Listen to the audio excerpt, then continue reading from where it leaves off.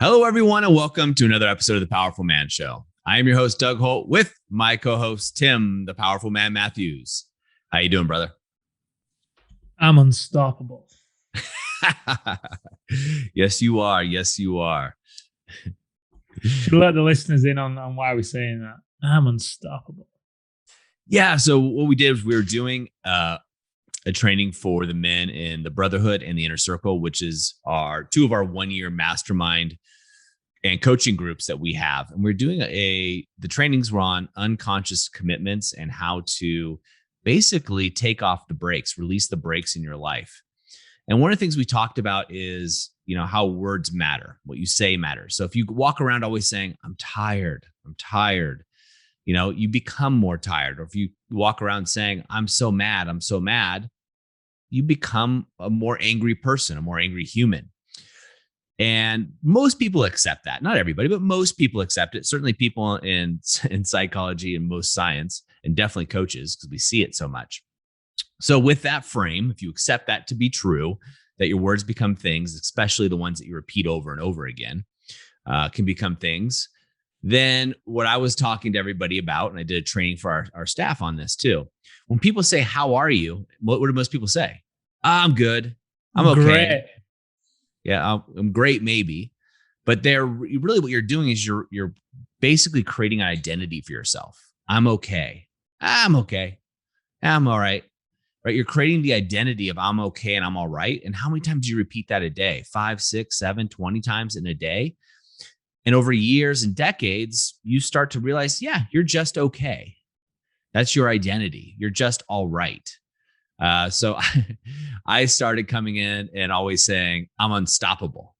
And it became kind of a joke within the leadership team because people, everybody, you get into this habit. It's habitual to hear and expect to hear, hey, Tim, how you doing? And you're supposed to say, I'm doing good. How are you? I say, I'm good. And then we move on to the conversation, right? Without really a lot of forethought into it.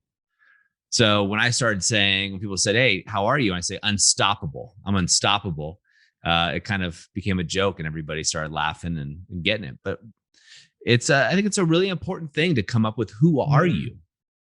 Right? Yeah. Who is Tim Matthews? Who is Doug Holt? And as a listener, who are you as a man? Yeah. I can remember, it reminds me of walking into the gym before COVID. And people on reception say, how are you doing today? I'm awesome.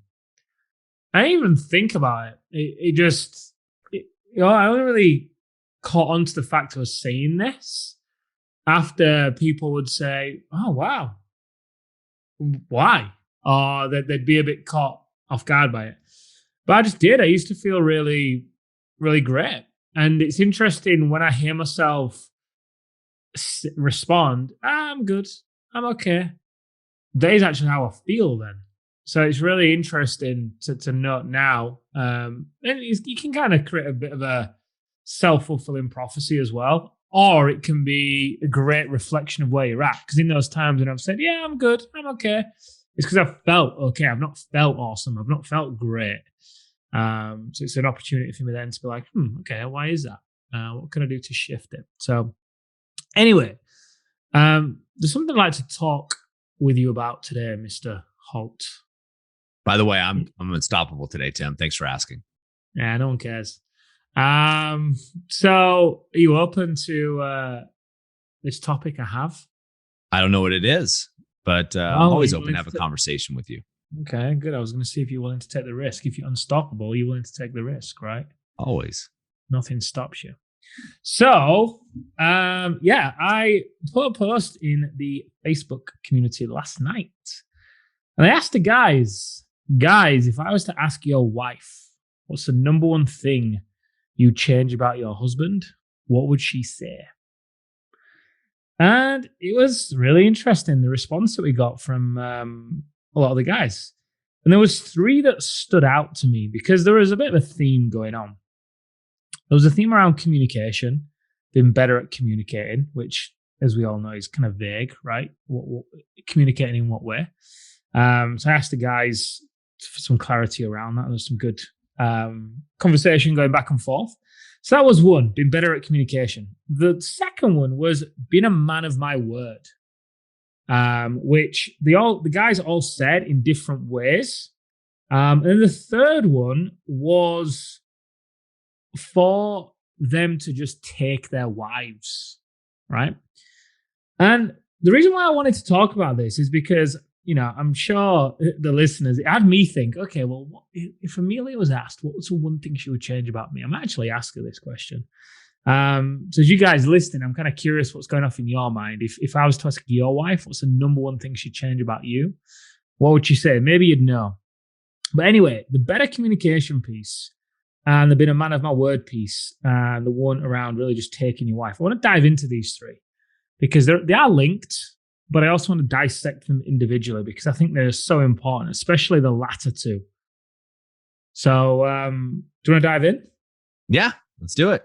Wait, so let's start with the man of my word one. So what do you think about that one, Doug, in terms of the listeners? They may be resonating, saying, okay, I relate to that. Or maybe they're thinking, no, that's not a problem for me. I'm a man of my word. What does it mean to you to be a man of your word? Well, first, I'm going to take a step back and set the scene here of what probably is going on, right? Okay. So, we get married and we're at the height of our love. Our dopamine, is kicked in at the highest levels. And you let little things slide. Toilet seat, toothpaste on the counter, all that little stuff, because she's hot, because you love her, you want to be with her. And over time, those things start to become annoyances, right? Like, why can't you just put the toilet seat up or whatever it is down for the women talking to the guys? They're no longer funny. They become annoyances and they add up. And one of the things that adds up is for a lot of guys is when they make commitments and promises, right? And a lot of them are to their wives, to their families, but also to themselves. And they're consistently breaking them or not following through. So it may be something as simple as, hey, babe, I'll take out the trash. She might ask, would you take out the trash today? Oh, yeah, I'll get it in just a little bit. I'm going to finish the game. Cool. And the game goes on, you're enjoying it and relaxing. And then something else comes up and a phone call from a buddy and you take that anyway, long story short, the trash never gets taken out because you just forget, you get distracted, and that's part of life. That's just a little tick on the integrity, mark sheet for her. And over time, these little ticks happen. Do the dishes, but these are also self-promises, right? You know what? I'm gonna start running tomorrow. Every day, I'm gonna run 5K, and then next day comes and you didn't sleep very well, so the running shoes, or in the UK, the trainers, they get they stay on the shelf and they collect more dust, and it just doesn't happen. And she's seeing this. It's another tick, right? Promises you're making to yourself and promises you're making to her, little ones fall through. And over time, to her, she can't trust that you're going to do what you say, right? And usually this happens, Tim, is there's an explosion. Again, she says, she comes home, she asks you to take the trash out. You say, I'm going to do it. You forget, whatever happens, she comes home, and then it turns into a big fight. She becomes cold and distant. And then you try to ask her what's wrong. She says nothing. What's wrong? Nothing. And then she explains, look, you didn't take out the trash. You said you're going to take out the trash. Last week, you said you're going to do the dishes. What's going on there? And then you said you're going to do this. You didn't show up. Or date night, you're going to take me out, but we never went out, right? You ended up staying at work. You get the idea. These things start to do what we call stacking, right? They're little things that stack and stack and stack until your identity, kind of like us being unstoppable, your identity to her is a man she cannot trust. A man she cannot trust to do what he says he will do. Right? Remember, there's two sides to this. There's things that you say that you're going to do for her. Again, taking out the trash, date nights, maybe it's picking up the kids, going grocery shopping, whatever. Right? Or maybe it's, hey, I'm going to cook once a week, and you forget. You just don't cook once a week. Whatever's going in the house. The second, pardon me. The second part of this is promises you make to yourself. Right? For a lot of you guys and for a lot of us, our partner or wife is our best friend and our confidant. Now, we may have fallen out of that role over time, but she's the one you share your dreams with, or the one you used to anyway. And I'm going to start this job or this project or this business. I'm going to build this in the house. I'm going to do this kind of construction. I'm going to get my body back, my strength back. I'm going to learn French, Italian, whatever it is. And you share these dreams and things you're going to do with her, but it never happens. Again, adding another tick to the lack of integrity board. And so that's what happens, Tim, for a lot of these guys. Sometimes it's a major thing, right? There's an infidelity, cheating.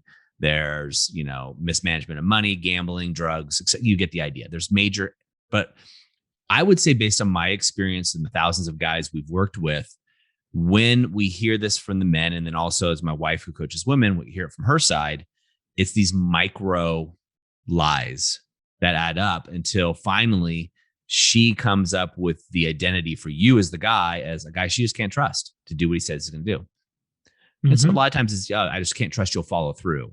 That's the same thing. I can't trust you'll do what you say you're going to do. I can't rely on you is another way it might come out. And it shows up as distance, right? It shows up as distance. It shows up as her stopping to ask you to help out. And then she takes on a more masculine role in the relationship, thus going out of her feminine.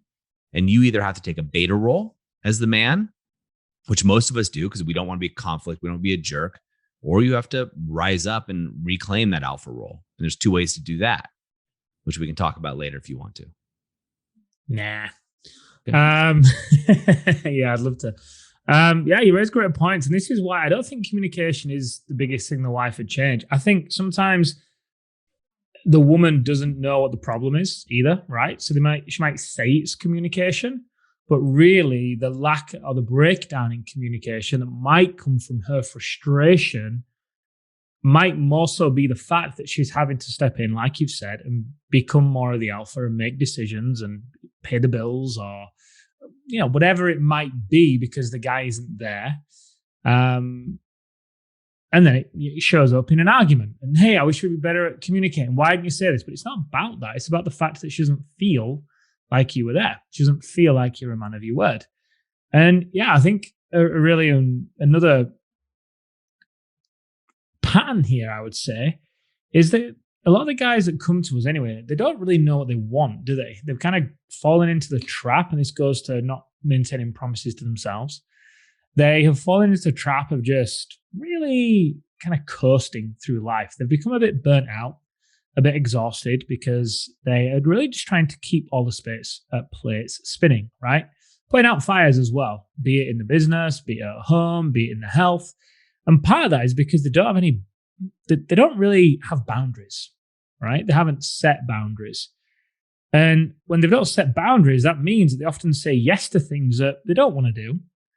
And they say no to things that they do want to do. And as a result, we talk about fuck yes, fuck no, don't we? They don't know what their fuck yeses and their fuck nos are. And as a result, because of a lack of knowing what they want, because of a lack of boundaries, because of saying yes to things that are a no or no to things that are a yes, they become spread too thin. And it becomes they really set themselves up for failure because it almost becomes impossible to keep the word. Because they've said yes to just too many things. They've put themselves in an unfair position, right? Which further aggregates the problem. And the thing that you touched upon here as well is as they break these promises, not only does it create an identity for the woman about the guy, it also creates an identity for him about himself, that he doesn't follow through, that he breaks promises, that he doesn't bring things to completion. And sometimes guys then turn to alcohol or turn to drink or turn to working harder or whatever it is to try and fill that guilt and shame or get rid of the guilt and shame, trying to outwork it literally in the gym or at home or at work. But it doesn't work because it's solving the wrong problem, right? And the problem is they've taken on too much. And as for the wife wanting the man to take them, of course, the guy isn't going to feel like he's got the capacity and the confidence to walk in and take his wife because he's not acting in alignment with who he knows he's capable of being, right? With all the broken promises, with all the other little things that go with it. Yeah, I mean, there's so much at play here, right? So the way I look at this, I can visualize this as almost revolving circles that feed each other. And so the guy wanting to be a good husband, wanting to be a good man, one of value and worth falls into the nice guy trap, right? Becomes a deer. And he falls into this nice guy trap. You okay over there, Tim? Tim's coughing for those that creatively, for those that can't see. Just make sure you're all right. Okay, good. He falls into this nice guy trap and he thinks, okay, I got to fix this, right? I'm a hardworking guy. I'm a smart guy. Why can't I fix this marriage? I could fix everything else, it seems. All right, I'm going to do more. I'm going to be better, right? And he starts thinking like that and starts trying to do more, but he's overwhelmed. He's tired. And eventually he gets frustrated and just throws his hands up and is like, screw it, right? When it comes to taking his wife, I want to be clear on this because one of the guy's wives called me a misogynist, which I'm absolutely not. But anyway, when we say taking his wife, it means taking charge in the relationship, right? And that's already a loving, committed relationship where there are those boundaries established. I feel like I have to give a disclaimer now every time I say anything. No, but the reality is, a lot of the women, they want to be taken, right? And this is not forceful rape by any means. This is actually most women, bell-shaped curve, want to be taken by a man who loves them in an intimate way, right? Where it's passionate, right? He's leading, just like you see love scenes in movies. But when the guy is going through this pattern, he's lacking the confidence, right? Can't even take the trash out. She's mad at me. There's distance in the house. She's taking more of the alpha role. And so he takes a back seat. And really, I think what happens for a lot of us guys, and I've been in this situation, Tim, is you get apathetic. You get apathetic and you're like, screw it. I can't do anything right. Whatever. Why should I even try? Yeah. And I think it's not that it might not be that she wants the man to take her. It's the experience she wants to have, right? She wants to be able to relax and surrender and just have pleasure and just relax, right? And that's the same thing as being with a guy that honors his word. I want to be able to relax and know that he's got it. Know that he's going to do what he says he's going to do. And hence why the one thing they want to change, bring it back to that piece, communication often isn't the issue, because if you work on the connection and you get the connection there and you are a man of your word and you do walk in and you do have energy and that confidence to go up there and take your wife and there's the connection there and you have an argument here and there, communication isn't going to be the issue at all. No. So, imagine going on a luxury vacation, right? You're going on a luxury vacation and you get to the resort and there's all kinds of activities you want to do. And you got to pay for them, right? You want to go scuba diving. You want to go parasailing, all of these cool things. You want to go into cenotes and you want to do all these cool things, but they all cost money. And you look at your bank account and you realize there's nothing in your bank. You're going to stress about it the whole time and you're not going to enjoy the vacation. Even if you go into credit cards and you're dropping money to go scuba diving, there's going to be a stressor there. Maybe I don't want to do nitrous dives. Maybe I want to do something different. It's a little less expensive. So instead of going out over here, I'll go there, right? The shorter dive trip. It's always going to be stressful. It's always going to be at back of your mind. Well, what happens is when we as men, or anybody really, but you lose these micro commitments, right? And someone can't trust you. It's like the emotional bank account is bankrupt. And so your wife it's always on your wife's mind, right? And yours. And she can't relax into you as her man, as her leader, as her alpha. And you can't relax, but she can't relax in because it's always in the back of her mind that the bank account's empty, right? There's no solid foundation. And this is why, through the activation method, we use the Triad of Connection, right? That basically the Triad of Connection is like getting one of these government loans coming in, except for it's not a loan. It's yours permanently. It's like someone investing heavily into your emotional bank account and your relationship bank account. And that's why it happens so fast, with a lot of these guys. And that's one thing that a lot of the men talk about, right? When they go through the program, a byproduct of going through the activation method that a lot of men experience is all of a sudden their wife is seeing them extremely committed to something, following through, excited about it, and changing himself for the better, not just for her, but for himself. And that's when she gets excited because in her mind, she's like, wow, if he can invest and take care of and love himself, then he has the capacity to take care of, invest in our relationship and love me. right? That is just a byproduct. It's not the purpose of the activation method. It's a byproduct of men that go through the program. But the Triad of Connection, right? What that's doing is putting an influx of revenue into your relationship bank account, now at which she can sit back and relax. And now you can enjoy the vacation. Of course, the vacation is really just your love life, your intimacy, and, really your ability to spend time with the one person you want to spend the most time, the one person you want to share your dreams with. And then communication flows naturally. There's no forced communication. There's none of that BS. It just happens. There's some skill sets. The activation method, we teach you guys some skill sets and just different ways of communicating, right? That, so it lands a little bit better. But it's nothing, overboard, right? It's just little tweaks here and there that we give the guys to add more tools to your tool belt. Yeah, for sure. So guys, if you're listening to this and you're not in the Facebook community, I'd really recommend for you to go into there.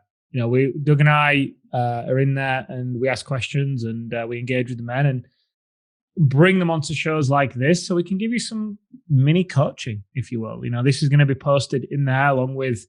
I'll take the link, Doug, and I think I'll post it on this thread to all these guys as well, so you can get some clarity on what's really going on. Because it's one thing thinking what you think your wife's number one complaint might be about you, but really understanding what it really is, and you've been able to change that without even asking her. Right, there's a lot of power in that. Keep the expectation low and over deliver. So if you were to boil it down to a couple of action steps that the guys could take from this, Doug, I'll give you three action steps the guys can take from this. What would they be? Yeah, one is recognize the pattern you're in, right? Just sit down and get optics on the pattern you're in. Are you not honoring commitments to yourself? That's the first place I would start. And if the answer is yes, change it today, right? One thing you can do, as Tim said, is go over to the Facebook group and just publicly, right? It's a private group of business leaders, right? There's about 3,000 business leaders in there, but go out there and just say, hey, my name's Doug Holt. Just listen to the podcast.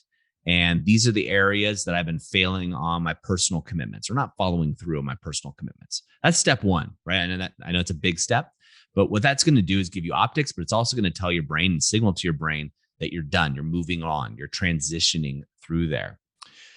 Step two is stop trying to make up for things, right? Stop trying to do more to be better, right? Stop trying to do more work around the house to be a better husband.